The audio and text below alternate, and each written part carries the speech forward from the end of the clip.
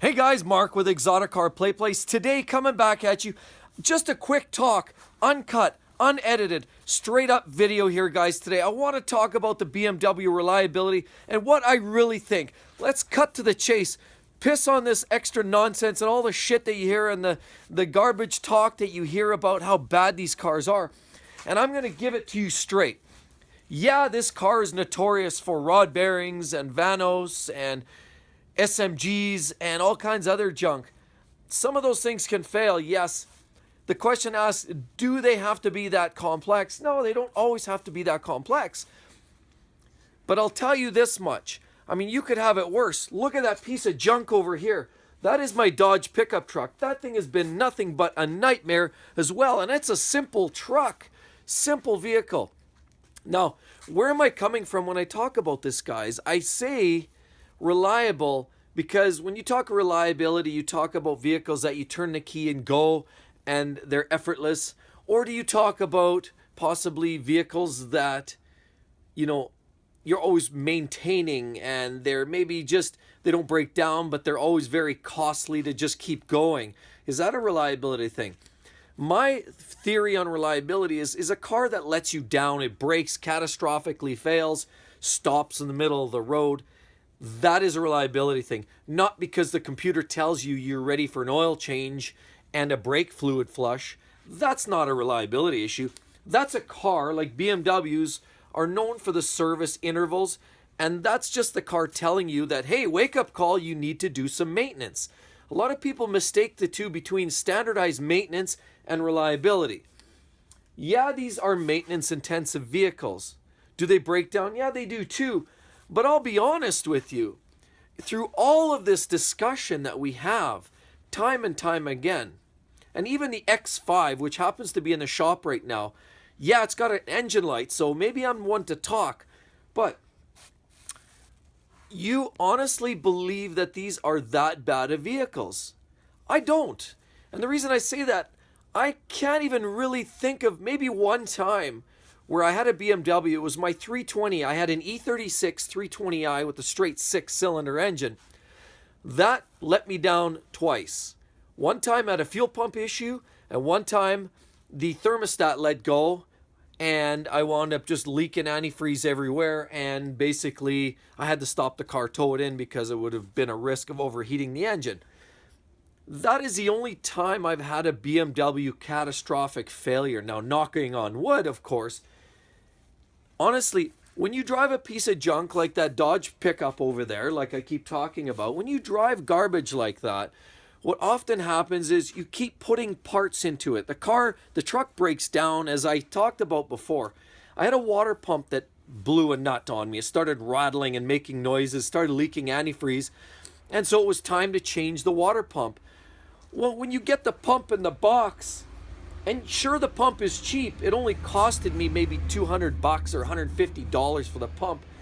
But it looks like shit. It's garbage construction. It had plastic impellers. And you knew that it was on borrowed time. You knew that you're getting what you pay for. You buy a piece of shit. You put it on that piece of shit car. And then guess what? You might get a couple years out of it. And you'll fix that piece of shit again down the road. The BMWs, yes, they are very expensive to maintain, and when they break, they are very, very expensive. I'm not going to deny. But I'll give you some examples, other than a few of the engine parts that we've spoke of in the past about sometimes BMW utilizing plastic parts around the engine, like water pumps, thermostat housings, and valve covers, and things like that. Sometimes you're right. Maybe they shouldn't be using plastic everywhere. However, they do a lot of things where it counts that bring quality to the table. So you don't feel bad about when you're changing a part, say a water pump, or you're changing something that breaks on this car, that you're not feeling like you're putting this piece of garbage back into the car. You're putting in what looks to be a relatively high quality, low tolerance, nicely crafted, nicely machined, with good QA, QC at the factory, built in Europe somewhere. You feel like you're putting in a piece of quality engineered product. And honestly, you think of it, for example, I'll give you some examples. The exhaust system on this thing. Of course, we talk about, this is an M car. Of course, everything's dolled up, but you've got the quad exhaust down here, of course. So you've got stainless exhaust. So what kind of exhaust do you think you have on that Dodge pickup? How about a crusty, rusty old piece of iron? Yeah, sure, it's cheap to fix, but it's rusting out. It looks like crap and whatever. So they put in high quality exhaust systems, whether it be some of the newer cars even have titanium. You've got carbon fiber surround. In these cases, you have stainless. Stainless is a good quality exhaust system. And so, for example, that's one thing. Other things are the high quality wheels manufactured by reputable manufacturers. You get high quality parts that are well sculpted. Look at the mirrors, parts like that. Now here's a piece. Look at the handle. It feels like butter in your hand. Opens nice, door closes tight. That doesn't happen by accident. My Dodge pickup truck over there, you close the door, it rattles, it clinks, and you know what else happens? Here, I'll show you. You open this door, and this is what non-BMW people generally miss. They miss the point. Look at this. I've never had seals like this come apart on me. As a matter of fact, look, you've got a seal here, and you've got a seal here, and you've got some high quality seals at the bottom. And look at this. They even put extra structural parts in here that are here to basically keep this car together, make it more rigid and make it more sturdy for higher speed operation, okay? The quality of fit and finish, lines are tight. You don't have gaps. Everything is well constructed. You're utilizing metal interior parts for trim, not just cheap plastic crap. Like this is actually metal down here, okay? The interior is very well constructed throughout. There's absolutely no place in this interior that I feel like they really cut any corners. Yeah, this is plastic and you can get the upgraded leather. That's great. You don't need the leather. It's a nice touch. But even this plastic here is very well constructed, of a nice fabric and a nice texture. Okay? So that's quality.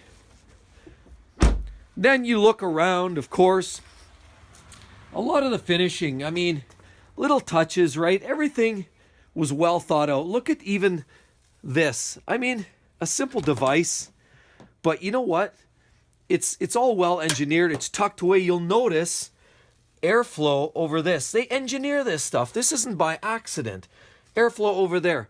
Quality parts. Look over here. Look at the sprayers on the nozzles, okay? The nozzles, there's 2 on each. 2 there, 2 here. You get 4 sprays to the windshield here when you're in bad conditions. So that's quality, right? Extra thought, right? Now, of course, some of these cars now have carbon fiber. That's material, right? But overall, think of the little things. Look at this. Hey, how's that for nice? How about this little trick that BMW does? They've got this little pin here that pops out and goes through here. Little things. And while sure, some of that stuff can fail, most of the time it doesn't. It's very well built and well engineered to tight tolerances, as I said before. So let's work our way back. I'm going to go pop the hood here now, and I'll give you some examples. So I'm going to pop this up. And let's walk around again. See, nicely constructed. Look, one touch, soft touch. Nice, okay? Nicely designed. Everything's tight. Look at the seals around here, okay? The seals around the windows. Better than I'm seeing in a lot of, yes, Japanese cars, domestic cars for sure, from North America. Look at this. Just look at the little detail, okay? Okay, so let's pop the hood.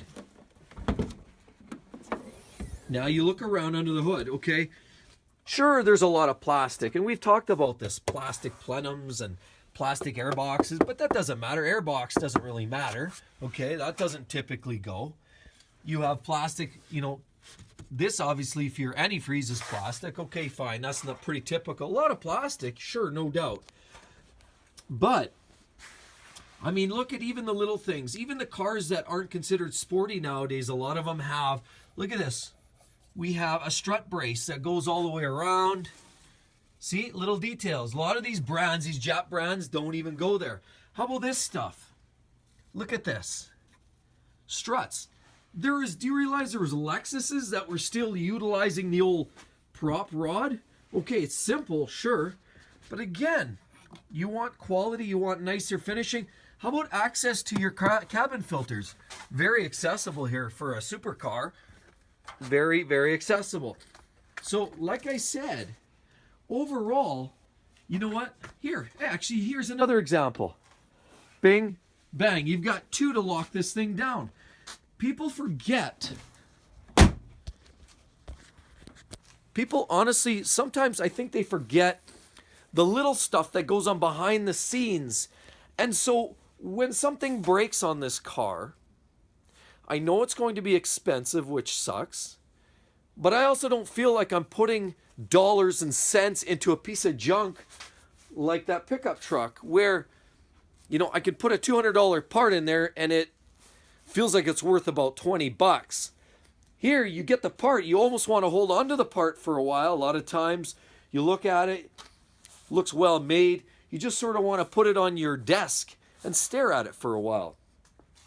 So honestly, in my opinion, do I feel BMWs are not, do I feel that they're not reliable? Well, generally, guys, here to cut to the chase, yes, they are maintenance intensive. And yes, in my opinion, they are some of the best built cars on the planet. When you start looking at the little details, the Lexus utilizing a Toyota Camry parts, sure, it's a tried and true reliable, you turn the key and you go. But how many Lexus people actually drive their cars hard? I know a lot of people that autocross these cars or drive them on the track, drive the piss out of them. Try that with a Lexus Toyota every day. Why not thing out to 7,000 RPM every single time you drive it?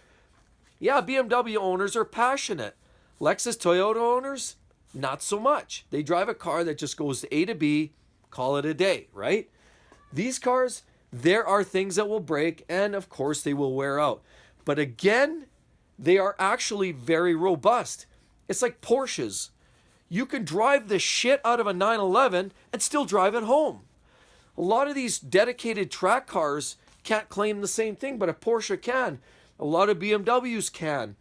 Sure, there are some inherent, Achilles tendons or heels, whatever. I know a lot of you guys will correct me on that. With driving these, again, the rod bearings are a bit of a touchy subject. But overall, when standard shit breaks on these cars, you don't feel bad about changing it, replacing it, repairing it. You're putting it back into a car that has some underlying value to it. But generally, they don't break. And again, knocking on wood, but I have not experienced a whole lot of breakdowns. I've had several BMWs, 318 Ti's, 320s, 325s, M5, X5. I've had quite a few BMWs in my days already. And I've only experienced a couple of stops, like catastrophic failures, where you would truly say that that was not reliable. This car went into limp mode. Yes, it did. But it got me home. It allowed me to get home. I was able to put the car to bed and get it off to the shop on its own power, basically. So that's all I have to say about reliability. BMWs, in short, in my mind, are very, very reliable, very well built, and very, I would say, honestly, guys, I'm going to say this, better built than a lot of, say, Lexus and Toyota products. Look at the little details. Look at the little details. Look at interior finishing and some of the details. I'm sorry. These are better built cars than a lot of Toyotas you're going to find. Done. You want to say Toyota's the reliability? What about the 3-liters they had in the 90s? Blowing head gaskets. What is that? That was a notorious thing for the Supras, for anything with a 3-liter engine. I remember 4Runners and any of those vehicles with the V6 3-liter were blowing head gaskets. Well, so much for reliability. Yeah, it wasn't a big dollar fix, but it's a fix. That's not reliable. So you know what? Why do these things get such a hard bum rap?